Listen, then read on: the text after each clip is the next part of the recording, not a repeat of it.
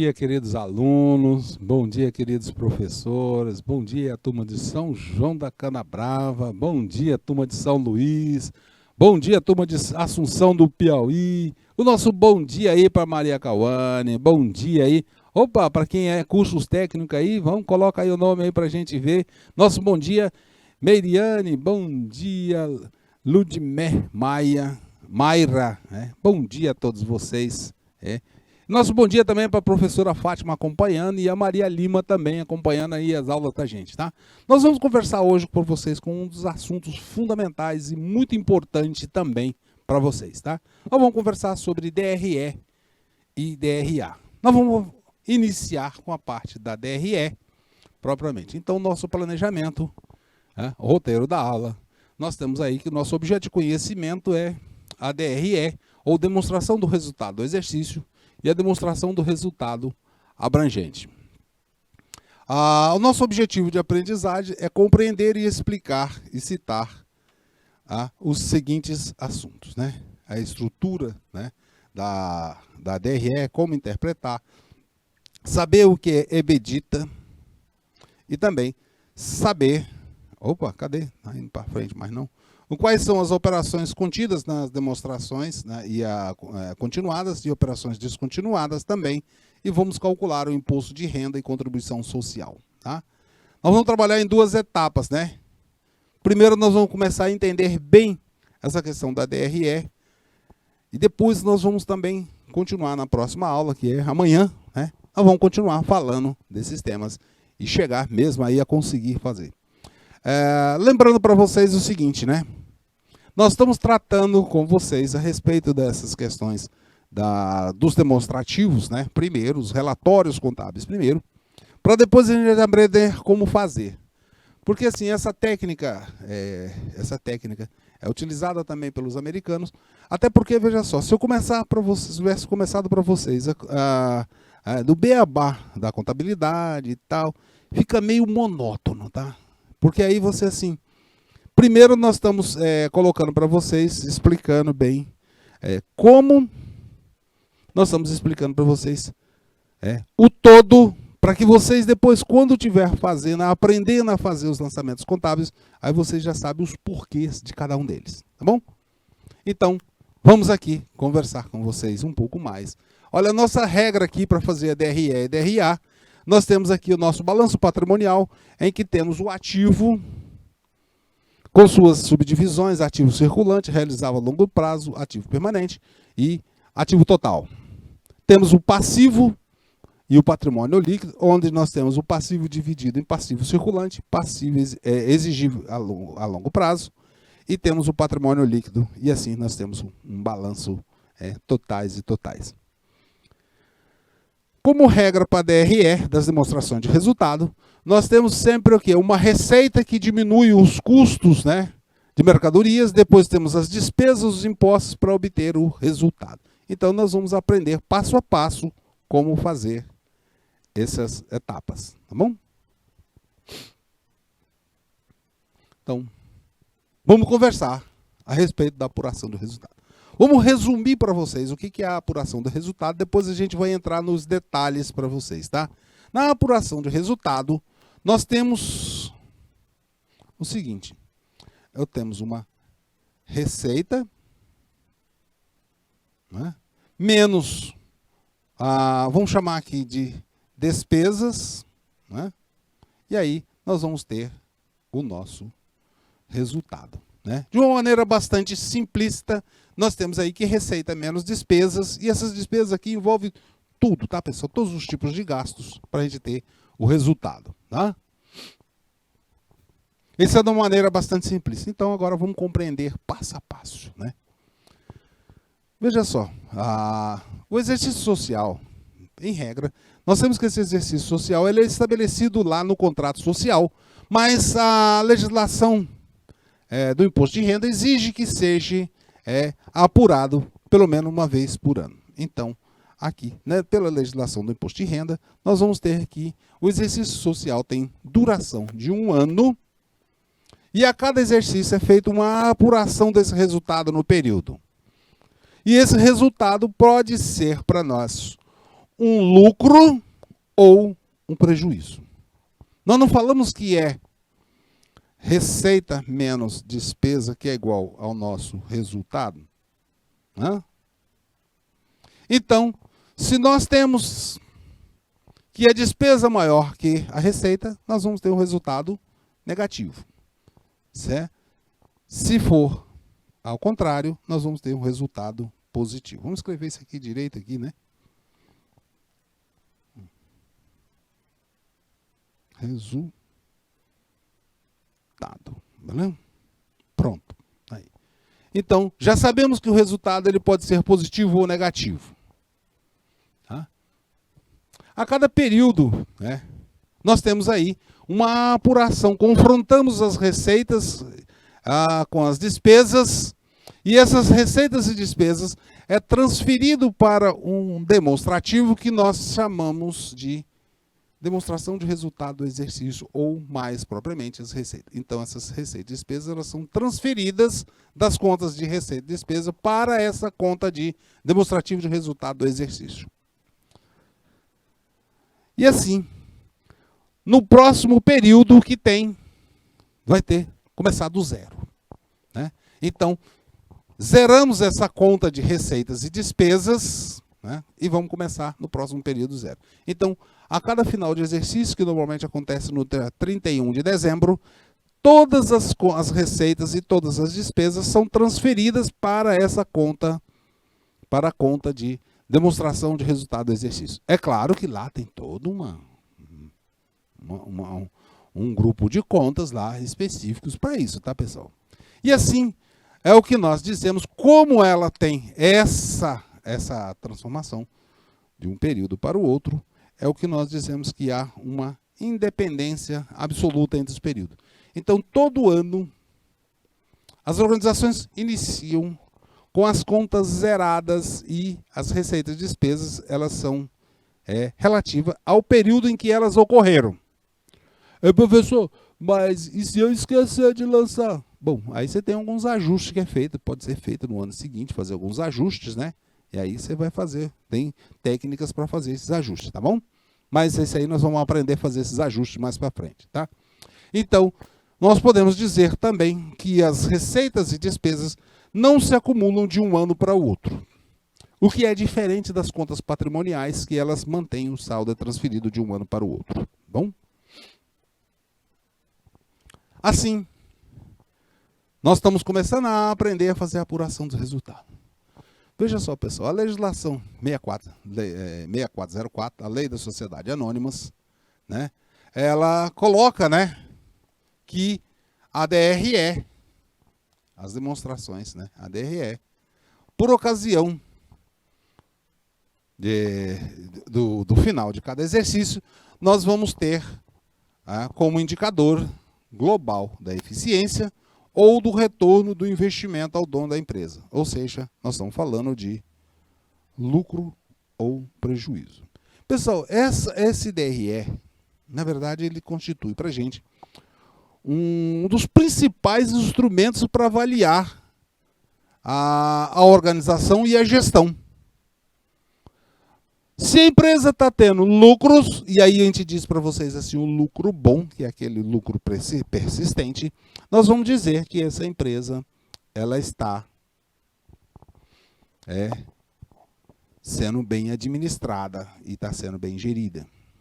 Se ela estiver dando prejuízo, alguma coisa não está funcionando, porque ela está tendo prejuízo. Então, se está tendo prejuízo, e olha aqui, quando a empresa fala de empresa dando prejuízo, né? É porque ela está com um problema sério. E as empresas com prejuízos constantes, elas tendem a sair do mercado. Assim, já comentamos que essas entidades têm que ter o lucro bom, né? E de forma a remunerar o capital. Qual é a diferença de lucro bom de lucro, pessoal? Lucro pode ser, por exemplo, eu tenho um lucro de recorrente, por exemplo, de mexer numa avaliação numa avaliação de bens imóveis, e acontece o seguinte: esse lucro eu reavaliei meus bens patrimoniais, e aí eu tive uma alteração dessa variação, e não foi o lucro decorrente da atividade operacional, foi simplesmente decorrente aí de uma alteração no valor patrimonial. Fiz uma reavaliação, e isso aí não vai ser um lucro bom. O lucro bom é aquele que decorre o quê? Eu comprei uma mercadoria ou comprei uma matéria-prima, produzi, comercializei o meu produto final ou meu serviço, e esse resultado da venda do meu produto ou serviço foi suficiente para cobrir todas as despesas e todos os custos necessários para a produção. E aí, sobrou um pouco. Isso é o nosso lucro bom. Tá? Veja que, quando nós falamos, né, de lucro bom, nós estamos falando também de uma administração de recursos que são escassos, que estão à disposição da gestão, e ela pode ser, essa gestão, ela pode ser tanto eficiente, como também não eficiente. E onde é que nós vamos observar esses resultados? Nós vamos observar que esse aspecto de ser eficiente e não eficiente, nós vamos estar observando lá na nossa DRE, e que vai estar mostrando um aumento ou redução do nosso ativo, ou do capital investido, ou, mais precisamente, do nosso patrimônio líquido. Tá? Antigamente, pessoal, o formato de apresentação da DRE, ele era num formato horizontal, em que nós tínhamos as despesas do lado esquerdo e as receitas do lado direito, tá? E aí, assim, recentemente, nós passamos a ter, a partir de 1976, com a nova regulamentação a respeito da DRE, foi atualizado, e ele é feito num formato vertical, tá? Ou seja, eu tenho as receitas e eu vou fazendo em forma decrescente aí, receita menos despesas, e aí eu tenho o resultado. Tá?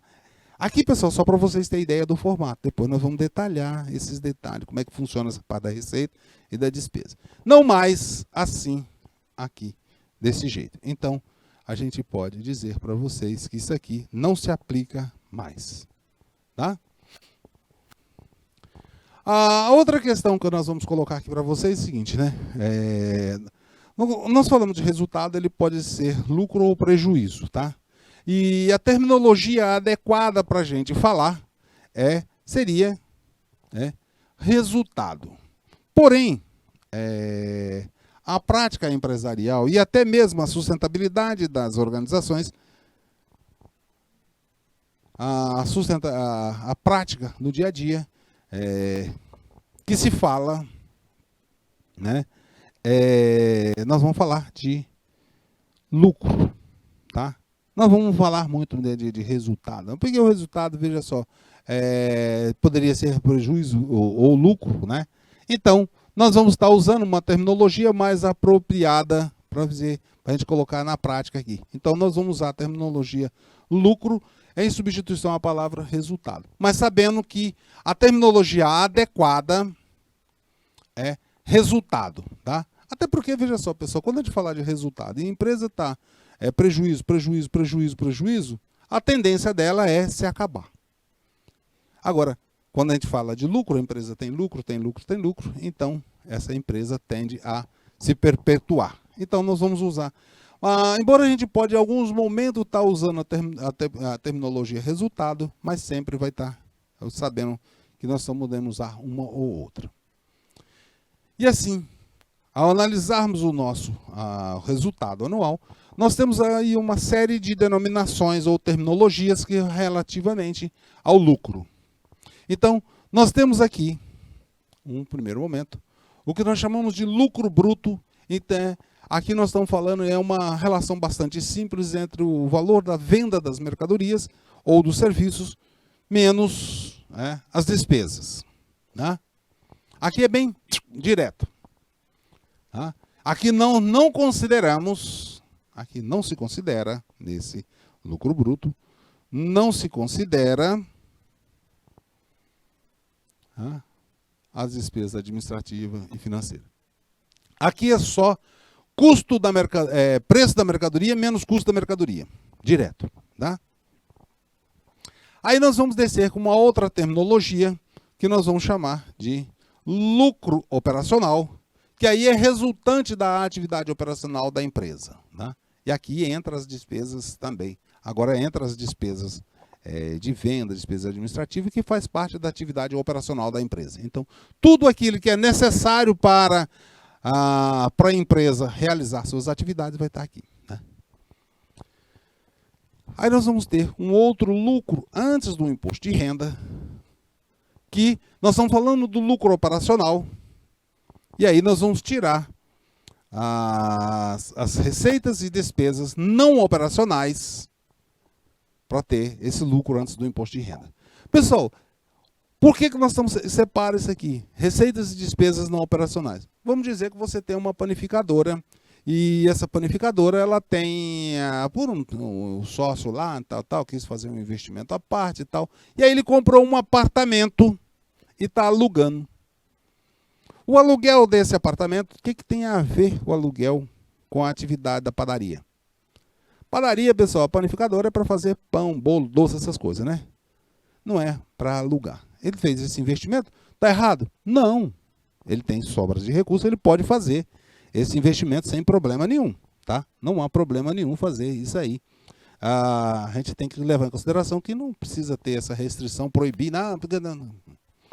E assim, temos as receitas, também podemos ter as despesas também não operacionais. Aí é feito o cálculo do imposto de renda, e aí nós vamos deduzir o imposto de renda, e aí nós vamos ter o lucro depois do cálculo do imposto de renda. Tá? E aí, é quando se tira aí o próprio imposto de renda e a contribuição social sobre o lucro líquido, sobre o lucro, tá? E assim, nós vamos ter, por final, o nosso lucro líquido, que aí é a sobra, depois que pagou tudo. E aí, pessoal, esse lucro líquido é aquele que fica à disposição dos acionistas ou sócios para direcionar esse lucro para investimento ou para pagamento dos sócios acionistas ou debenturistas, ou também distribuição para empregados, administradores ou outras partes beneficiárias também que pode ter, tá? E também pode ser caminhado para fundos de assistência e previdência dos empregados. Então, aí agora sim, para a gente refletir um pouquinho, né? Para a gente fazer uma breve reflexão aí. O que é, né? Afinal, né? O que é essa demonstração de resultado ou DRE?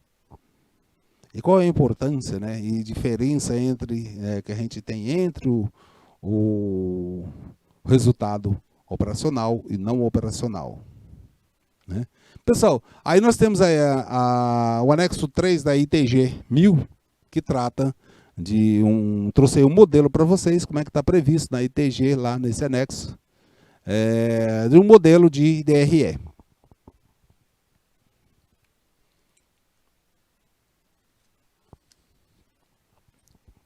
Eu sei que está um pouquinho difícil para vocês verem aí, né?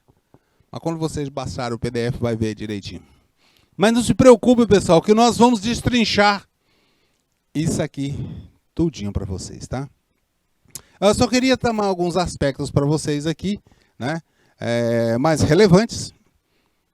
Porque, veja só, aqui, nesse primeiro momento aqui, nós temos aqui as receitas decorrentes na primeira linha aqui, né? Que é decorrente das receitas aqui de venda de produtos, serviços ou mercadorias. E veja também outros aspectos que nós colocamos aqui 2 anos consecutivos. Por quê? Para a gente poder ver como é que está a evolução de um ano para outro, né? Certo? Aí, lá as receitas, olha aqui, ó, os custos, né? Aí vamos fazer as deduções e tal, aí vamos tirar os custos, aí vamos ter o lucro bruto, aí vamos tirar as despesas operacionais, vamos ter o resultado operacional, e aí depois o resultado financeiro de alguma atividade financeira que pode ter, outras receitas e despesas não operacionais, para a gente ter o nosso lucro antes do imposto de renda ou dos tributos, e deduzidos os tributos, nós vamos ter aqui, ó, o lucro líquido do período, tá? E professor, nós vamos destrinchar isso aí tudinho para vocês, tá? E vamos fazer de um jeito para ficar bem facinho, tá? Não se preocupe que a gente vai fazer ficar bem facinho esse negócio para vocês. Isso aqui foi só para vocês atentarem do quanto nós vamos trabalhar nessa aula de hoje com vocês, tá? E na aula que vem também. Então, agora, nós podemos começar a conversar com vocês a respeito do apuração de resultado. Vamos tratar especificamente do lucro bruto. Lembra, pessoal, que nós falamos? Lá, vamos voltar aqui essa tela, né? Olha só. Nós vamos ver essa etapa aqui agora, ó. Nós vamos trabalhar com vocês essa etapa aqui só, que é o lucro bruto. Depois nós vamos trabalhar as outras etapas, tá? Então, para vocês não levarem susto, né, disso aí. O lucro bruto, pessoal, na verdade, nós estamos falando aí de uma diferença entre o valor das vendas das mercadorias e os custos dessa mercadoria. Isso aí, nós não vamos estar considerando nesse momento as despesas operacionais. Isso aí não, dessa cor não.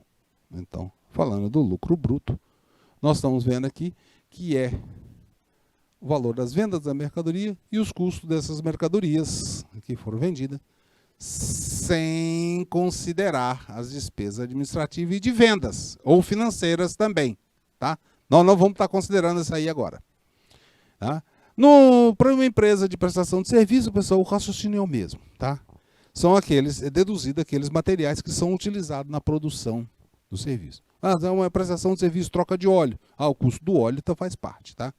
O pagamento lá do serviço também, tá? Então, o raciocínio é o mesmo também, tá?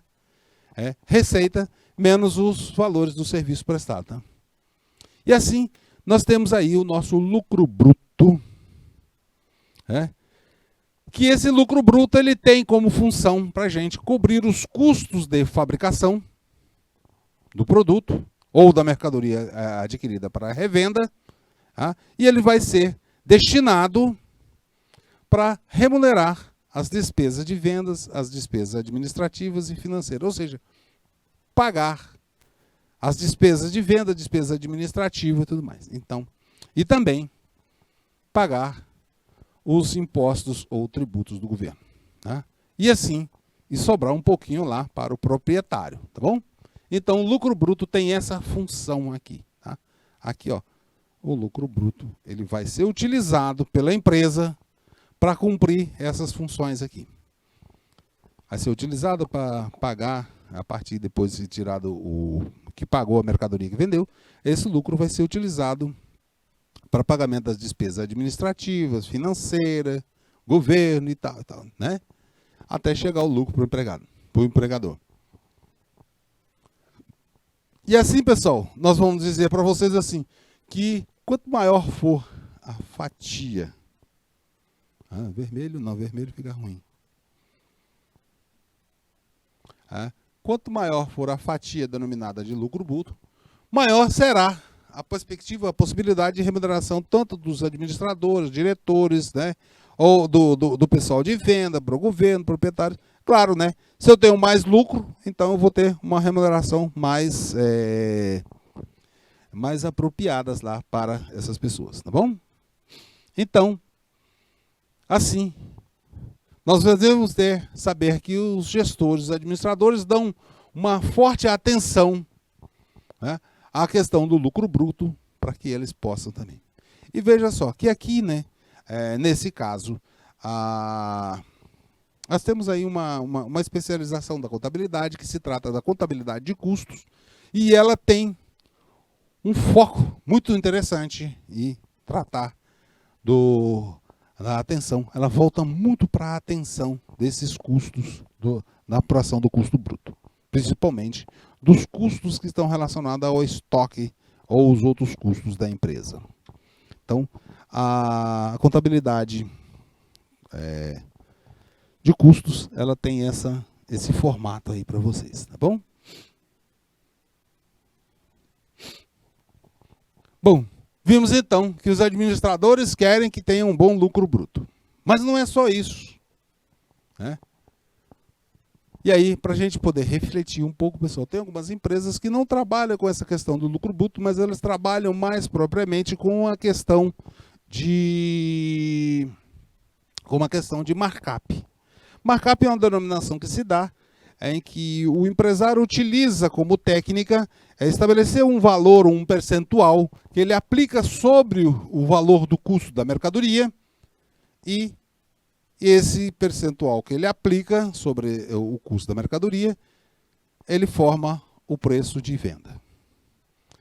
Vocês vão ouvir falar, por exemplo, algumas vezes, o meu markup na empresa, né, é de 30%, 40%, né, 50%. Porque, pessoal, aí, nesse markup que eles aplicam sobre o produto, ele vai estar formando o preço de venda. É uma técnica muito usada principalmente para pequenos comerciantes que já têm uma ideia de qual é o percentual que ele vai ter lucro. E aí, ele já aplica esse percentual que fica bem mais prático para ele do que ter que fazer todo um conjunto de contas sem utilizar computador. Então, vocês vão ver que muitas pessoas já... O pequeno comércio, normalmente, ele trabalha aí com 30%, 40%, uma coisa assim. Esses... viu que a gente, quando ele fala desse markup, nós estamos falando que é para apuração do lucro bruto, e se é apuração do lucro bruto, então a gente vê um percentual de 30%, 40%, 50%, alguns até mais, um pouco. Veja que isso aí tem que cobrir os tributos também, os impostos. Aí se vocês pegarem aí só ICMS dá 18%, e se você tem 18%, então você tem que... né? E aí tem imposto de renda, tem PIS, COFINS, tem folha de pagamento e muitas coisas outras, tá? Então, esse é um poderoso instrumento que se tem, que os empresários têm, que as pequenas empresas têm, para marcar seu produto.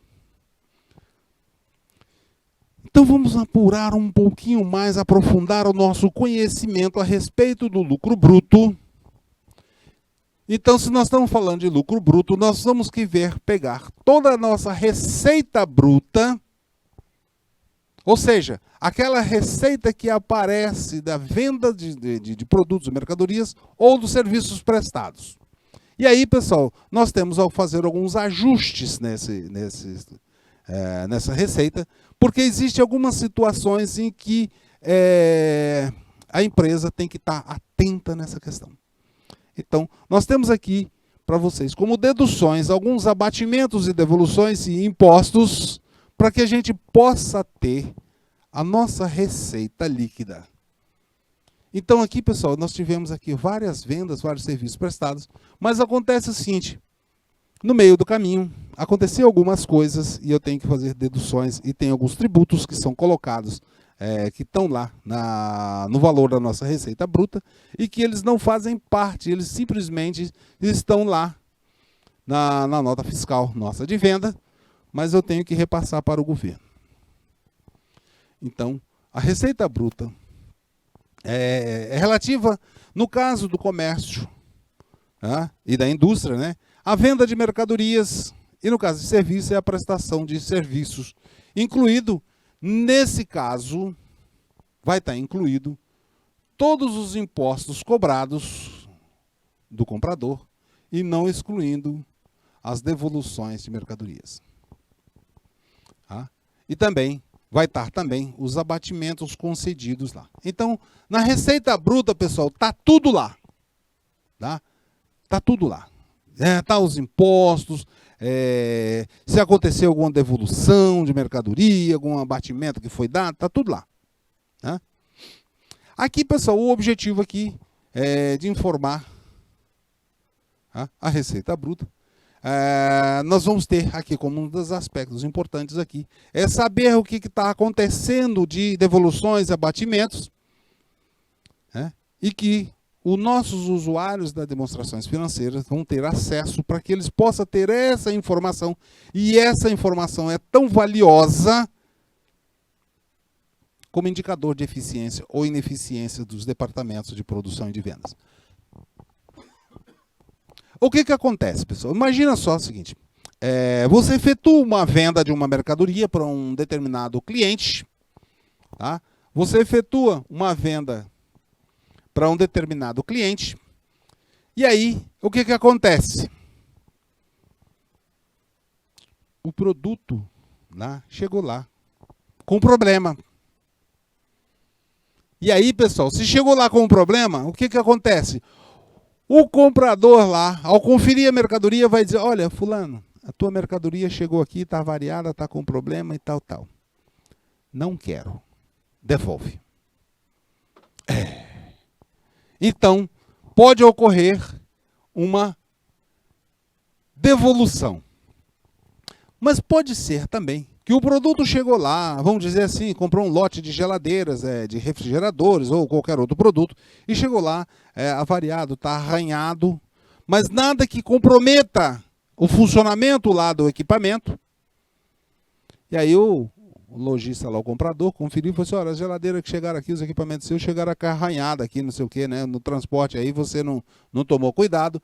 E aí, nós temos duas situações. Eu te devolvo essa mercadoria toda, devolução, e você se vira aí com frete de volta. Mas existe outra situação também, em que o vendedor lá fala assim, ih, rapaz, realmente aí aconteceu, né, tal, verificado lá que tal, chegou lá com arranhado o produto, mas não danificou o funcionamento, então, aí ele diz assim, olha, você faz uma promoção aí na tua loja aí, e eu vou te dar um desconto aí de 5%, 10% nesse lote de mercadoria para compensar e você vender isso aí. Porque senão eu vou ter muito mais gasto para trazer essa mercadoria de volta. Então, pode acontecer também um abatimento, né? Certo? Mas por que é importante também a gente saber disso? Veja que aqui, quando está a situação de devolução ou de abatimento, nós temos aqui vendo o seguinte, quanto eficiente nós estamos sendo, a nossa equipe de vendas, nossa equipe de transporte, e assim, nós precisamos também ter isso lá na apuração de resultado, vendo a evolução de que acontece com essas receitas, com as nossas receitas de um exercício para o outro. Outro aspecto importante também que pode ter nessa questão do abatimento ou devolução, vamos dizer que você fez lá um pedido de geladeiras frost freeze, ou seja, aquelas geladeiras de 2 portas, e na verdade chegou para você apenas aquela de 1 porta. Embora tenha vindo do preço certinho de 1 porta, então não estou entrando no mérito aí de ter... você trocou o produto, faturou lá como se fosse outro produto, e o produto chegou equivocado.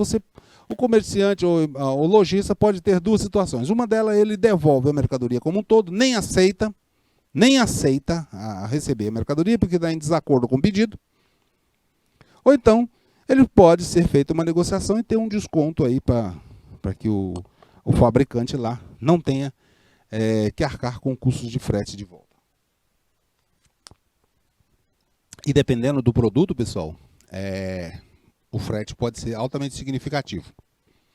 Por exemplo, a parte de móveis, né, que a maioria vem da região sul do país, ou então pode ser, por exemplo, um lote de papel higiênico, que o frete é altamente significativo. Imagina você comprando na sua loja, né, papel higiênico, ele ocupa muito espaço, tem pouco peso e tem pouco valor. O frete é altíssimo, né?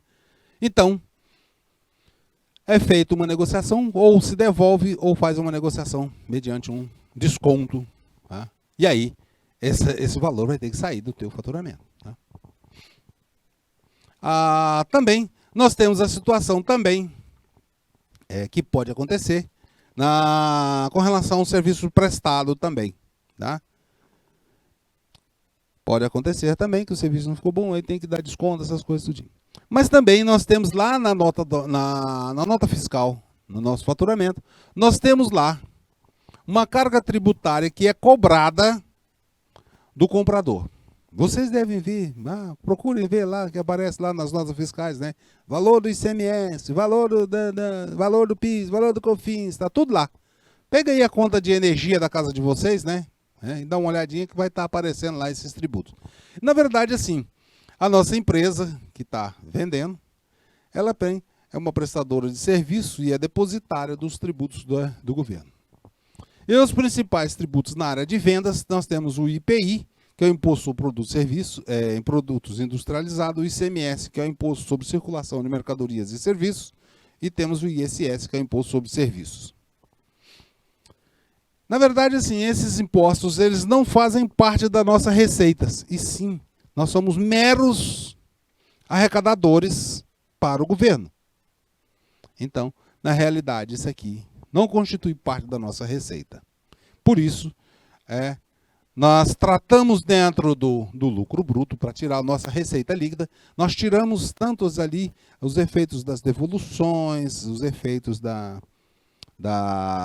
dos tributos ou dos abatimentos que foram decorrentes de problemas, né, que aconteceram.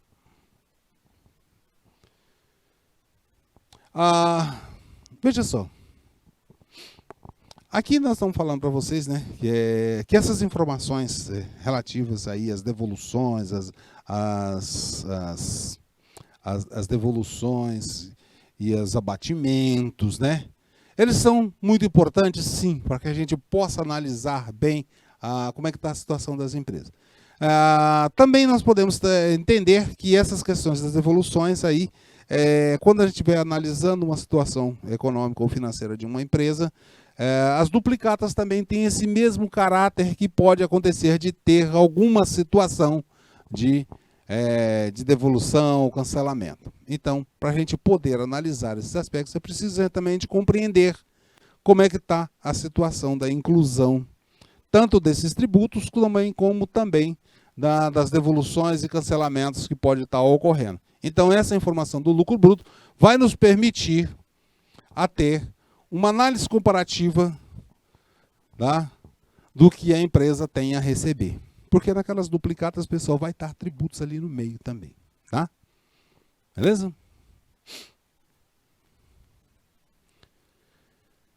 Já as deduções, que são os ajustes, né? Essas deduções, que são os ajustes lá na receita bruta. Né? Vamos pegar aqui algumas situações de devolução, né? Alguns exemplos de deduções que nós temos aqui. Vamos colocar 3 situações aqui. Uma delas são vendas canceladas. Né? Vendas canceladas, pessoal, é a mesma coisa que devolução. Eu fiz a pessoa, né, não sei por qual, não vamos entrar no mérito do porquê, mas a equipe de venda realizou uma venda e quando chegou lá, o cliente não aceita a mercadoria. Pode ser uma situação que no meio do caminho teve uma alteração do preço, ou a qualidade do produto não foi aquela que ele pediu, ou o tipo de produto, solicitei geladeira de 2 portas, chegou de 1 porta, ou então o produto chegou avariado, riscado e tudo mais. E aí, as condições de pagamento também chegaram lá com condições que não eram as que foram combinadas no fechamento do pedido. E aí, o comprador, se sentindo prejudicado, não aceita ou efetua a devolução total das mercadorias. E eu vou dizer para vocês, né? Essa circunstância às vezes torna-se complicada que só o diacho. Né? Torna-se muito complicada porque pode acontecer. Imagina só, se você está aqui no Piauí, e aí você efetua uma venda lá para Porto Alegre, um frete lá em cima, né? Ou então o contrário, né? Aí quando chega lá, na hora de descarregar a mercadoria, normalmente o que acontece lá? O pessoal da equipe de compras lá do depósito, o caminhoneiro está lá, ou então outra forma está lá para pegar a mercadoria, ele olha a nota fiscal e vê, não foi isso que eu comprei. E aí ele faz assim, nem entre para descarregar, nem quero saber.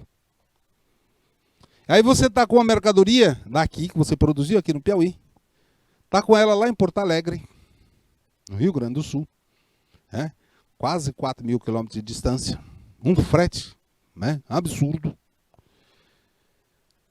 E aí, pessoal, a mercadoria não é aceita. O que você faz? Problemão, né? Realmente é um problemão. E isso acontece e muito acontece. Vou dizer para vocês, experiência para vocês de alguns anos trabalhando na área de compras. Né? E às vezes tem que engrossar o caldo mesmo para não receber. Porque às vezes a indústria pode ser uma indústria grande de porte, quer empurrar, e você tem que ter peito para segurar. Né? Tem que ter muita coragem para poder É isso aí. Então, pode acontecer do comprador não aceitar, né, sentindo prejudicado, efetuar a devolução ou nem aceitar a mercadoria. E aí o problema vai ser de quem vendeu. Mas também existe uma alternativa, dependendo da circunstância lá que dá o produto. Muitas vezes, né, o que acontece é o seguinte, né? Para fazer a devolução, o preço do frete, imagina só, você mandou mercadoria daqui para Porto Alegre, e aí chega lá, não aceitou o produto, não vamos entrar no mérito do porquê, pode ser uma pequena avaria, pode ser uma troca do produto, tudo mais. E aí você está com essa mercadoria lá em Porto Alegre, e que esse frete custa praticamente quase 60%, 70% do valor do produto. Bem exagerado, né, professor? Estou botando bem exagerado mesmo para vocês entenderem que muitas das vezes o frete é altamente significativo. Ainda mais nesse tempo de preço de combustíveis alto, né? Aí fica mais pesado ainda. E aí, nessa circunstância, você pega e fala assim, ô meu querido comprador e tal. Aí você vai com aquela conversa bem molinha, meu querido comprador, não sei o quê, e tal, né? Rapaz, você sabe como é que é, nossa empresa aqui é pequena, depende muito dessa venda e tal. E faz lá uma argumentação e chega para ele e fala assim, rapaz, é o seguinte, olha, essa mercadoria aí, né? Ela, na verdade, ela custa 100, né? O preço daí que a gente é 100. Mas devido a essas condições que está aí, eu te dou 10% ou 5%, negocia lá um percentual de desconto ou abatimento, porque o prejuízo de trazer o frete, de trazer de volta essa mercadoria pode ser bem maior. Então é melhor você dar um desconto de 5%, 10% lá para o teu cliente. E aí, vai lá. Então aí você propõe um desconto, um abatimento, para compensar, né, aquele prejuízo que o comprador teria. Né? E não veja só, isso aqui sempre, né, aqui ocorre sempre o que? Após a entrega do bem ou serviço, e para que não tenha, evitar a devolução. Aqui, pessoal, tanto lá nas vendas canceladas como nos abatimentos, esses dois indicativos aqui, vamos botar até de vermelho aqui, esses dois indicativos aqui, duas situações, são indicativos, pessoal, de como é que está o desempenho, tanto do nosso processo produtivo, como também do nosso processo de venda e transporte. A nossa logística, nosso transporte, vendas, como é que está? Mercadoria foi trocada. O problema é de quem? Né? É do vendedor ou ou lá do depósito, de quem está embarcando a mercadoria. Mercadoria variada, está mais relacionada ao que? Lá no depósito, de onde estava armazenada, de como é que foi o processo de transporte. Né? E esses dois itens aqui, tanto o abatimento como vendas canceladas, serve para nos dar um indicativo de como é que está nosso processo de produção. Pode ser que o nosso produto está sendo uma qualidade inferior, era para produzir no nível de qualidade, está produzindo inferior. Então está sendo um indicativo para quê? Nosso processo produtivo precisa ser melhorado. E também temos agora a situação em que ocorre descontos comerciais. Né? Aqui é o seguinte, pessoal. Esses descontos comerciais, muitas das vezes, né, a negociação acontece e o cliente lá, é um cliente, né, por política da empresa, quem compra grandes quantidades, né, aí se concede um desconto especial por esse cliente. Isso faz parte de uma política de empresa de ter. Aqui, pessoal, chamo a atenção para vocês que essa questão de descontos aqui comerciais, né, em função da quantidade, torna-se até um pouco perigoso para vocês, tá? Porque aqui pode ser uma situação que concentrar a venda em um só, pode ser problema.